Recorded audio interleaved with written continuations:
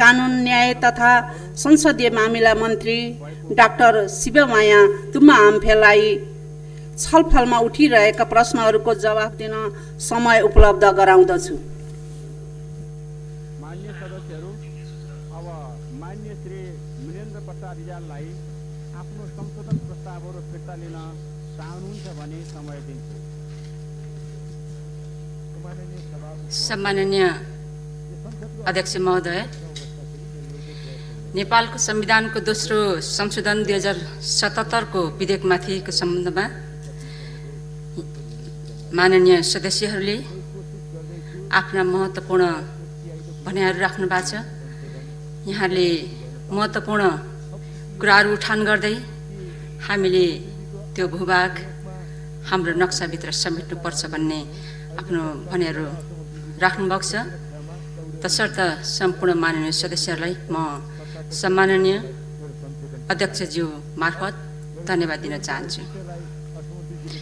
हामीले अर्थात् सङ्घीय संसद प्रतिनिधि सभाबाट हिजो मात्रै अर्थात् 2077 साल जेठ 31 गते यो नेपालको संविधानको दोस्रो संशोधन 2077 लाई हिजो मात्रै हामीले सर्वसम्मत ढङ्गले पास गरेका छौँ।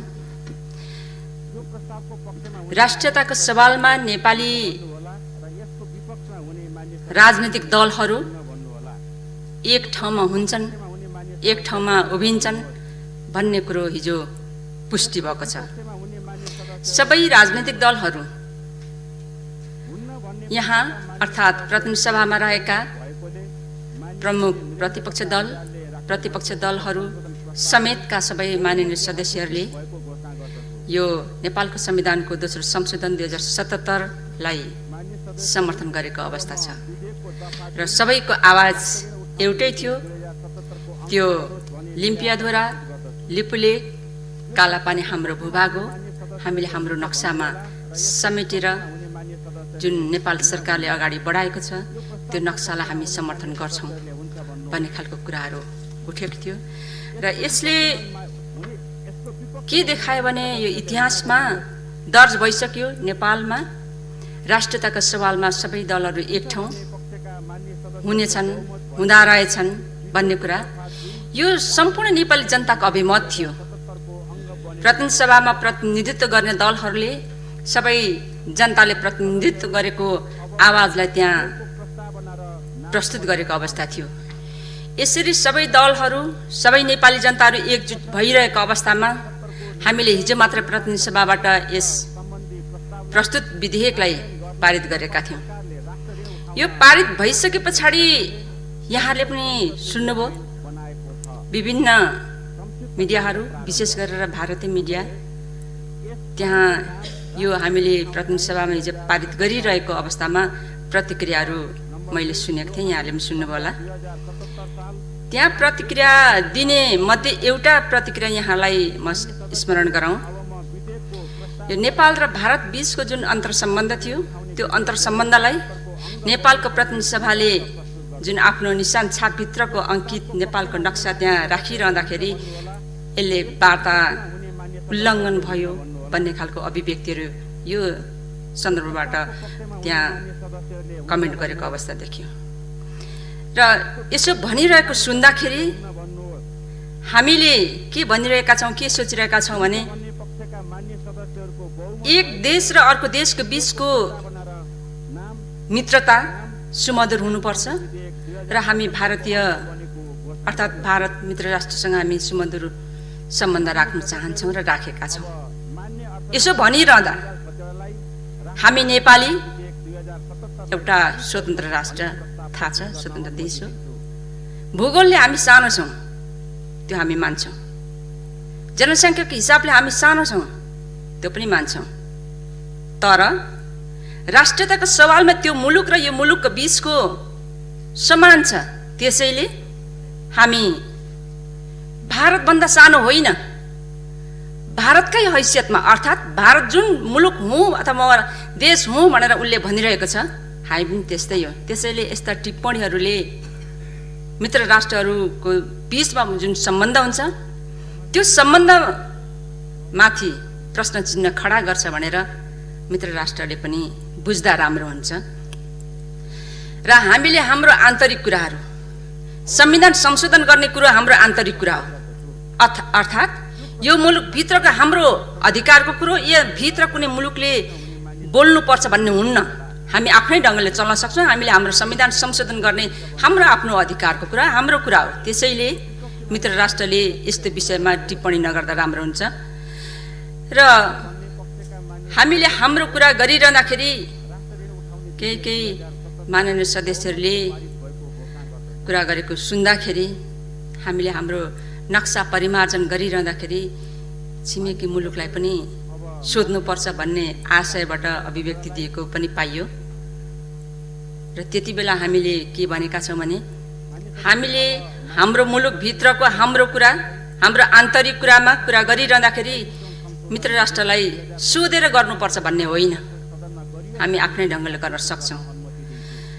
सम्माननीय अध्यक्ष महोदय, सङ्घीय लोकतान्त्रिक गणतन्त्रात्मक शासन व्यवस्थाको माध्यमद्वारा दिगो शान्ति, सुशासन, विकास र समृद्धिको आकाङ्क्षा पूरा गर्न संविधान सभाबाट पारित भई जारी भएको नेपालको संविधानलाई राज्यको आवश्यकता, जनचाहना बमोजिम संशोधन र परिमार्जन गर्दै लैजाने अभिप्रायले 2072 साल फागुन 16 गते नेपालको संविधानमा पहिलो संशोधन भएको कुरा यहाँलाई म स्मरण गराउन चाहन्छु।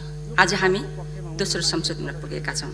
हाम्रो संविधान लिखित संविधान हो जुन संशोधनीय छ भन्ने कुरा पनि छ र हाम्रो संविधानमै व्यवस्था गरिएको छ।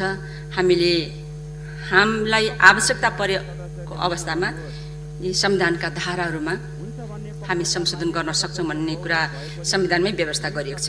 यद्यपि संविधानको धारा 274 को उपधारा 1 मा उल्लेख भएको नेपालको सार्वभौमिकता, भौगोलिक अखण्डता, स्वाधीनता र जनतावाहित सार्वभौमिकता प्रतिकूल हुने गरी यो संविधान संशोधन गर्न सकिने छैन भन्ने कुरा पनि उल्लेख गरिएको छ। तर हाम्रो यो अहिले जुन दोस्रो संशोधनको कुरा हामीले गरिरहेका छौँ, यो हामीले अहिले जुन संविधानको 274 को उपधारा 1 सँग जोडिएको अथवा विषयसँग जोडिएको विषय होइन। तसर्थ नेपालको संविधानको अन्य धाराको अधीनमा रहेर मात्र संविधानको कुनै धारा तथा अनुसूचीलाई संशोधन वा खारेज गर्न सकिन्छ भन्ने कुरो संविधानमै व्यवस्था गरिएको छ। त्यसैले नेपालको संविधानको उक्त संवैधानिक व्यवस्थालाई आत्मसात गर्दै नेपालको संविधानलाई दोस्रो संशोधन गर्ने उद्देश्यले नेपाल सरकारले प्रतिनिधि सभामा यही 2077 जेठ 18 गते नेपालको संविधान दोस्रो संशोधन 2077 को विधेयक प्रस्तुत गरेको थियो। सोही अनुरूप हामीले प्रतिनिधि सभामा गहन छलफल गरेर हिजो हामीले पास गरिसकेका छौँ। यही पास गरिसके पछाडि त्यो सन्देशसहित यहाँ राष्ट्रिय सभामा यो कुराको बिचमा हामीले छलफल गरिरहेका छौँ।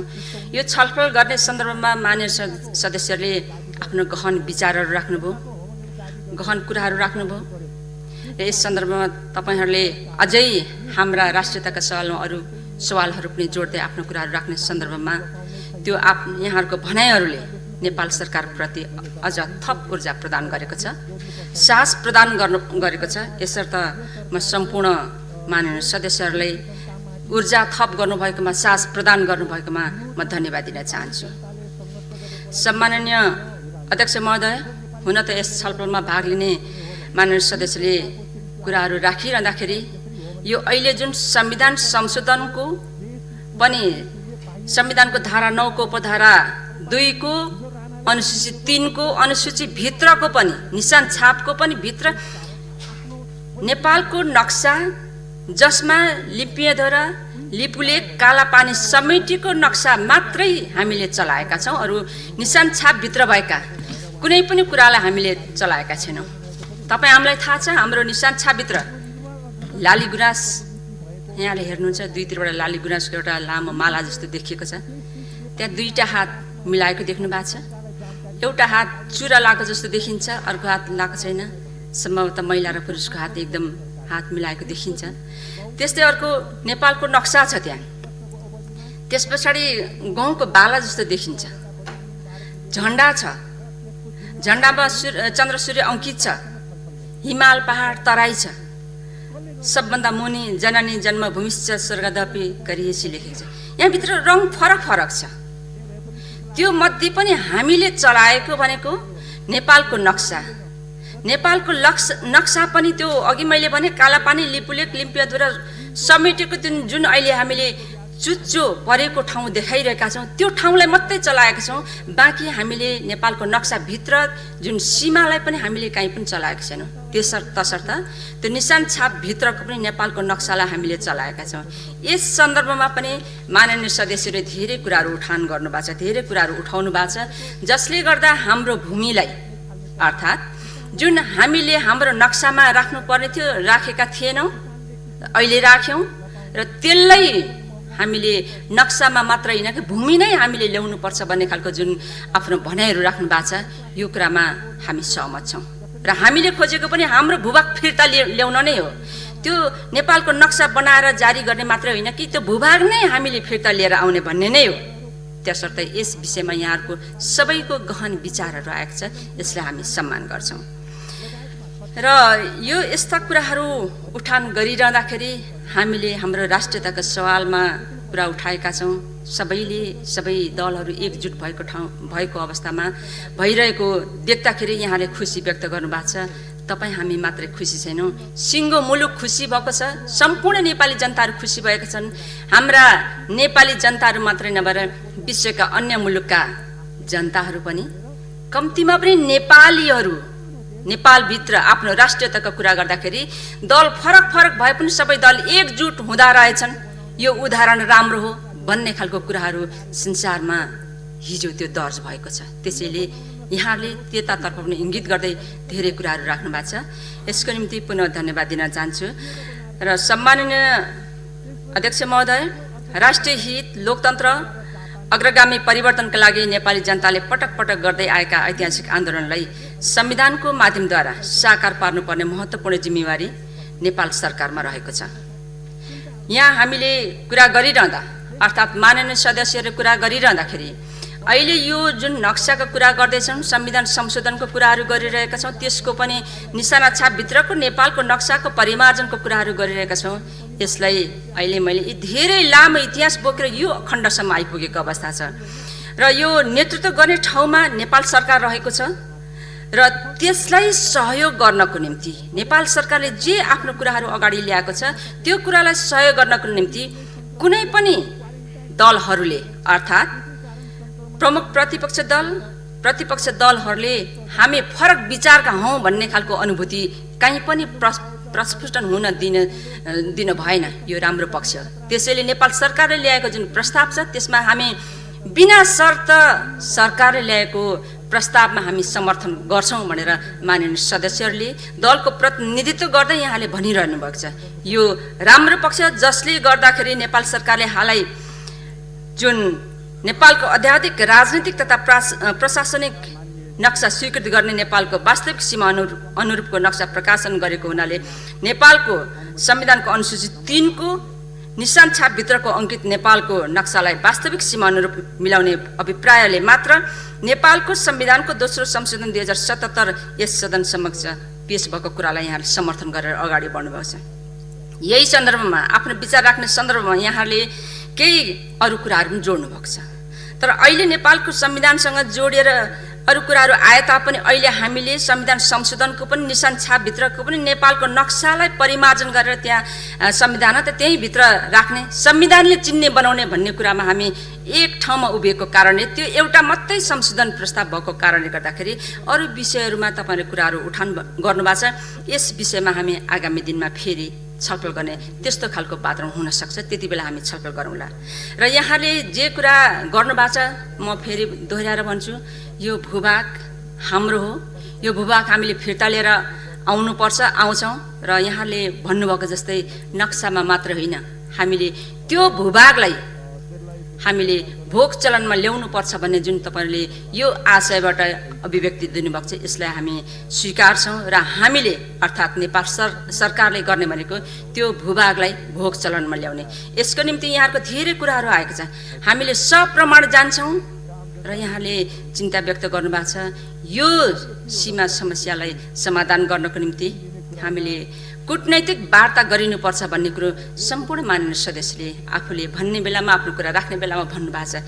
त्यसैले यहाँलाई म के विश्वस्त गराउन चाहन्छु भने यो कूटनैतिक वार्ताद्वारा नै यो समस्या समाधान गर्नुपर्छ। त्यसैले यो विषयमा हामीले कसरी जाने भन्ने विषयमा होमवर्क गर्न जरुरी पर्छ र हामी कसरी प्रस्तुत हुने भन्ने विषयमा हामी होमवर्क गर्छौँ र त्यसरी नै हामी अगाडि बढ्न चाहन्छौँ। र अन्तिममा यहाँले आफ्नो महत्त्वपूर्ण भनाइहरू राख्नु भएको छ र सम्पूर्ण माननीय सदस्यहरूलाई सम्माननीय अध्यक्ष महोदयको तर्फ उहाँको माध्यमद्वारा सम्पूर्ण माननीय सदस्यलाई पुनः धन्यवाद दिँदै आफ्नो भनाइ यहीँ टुङ्ग्याउँछु। धन्यवाद।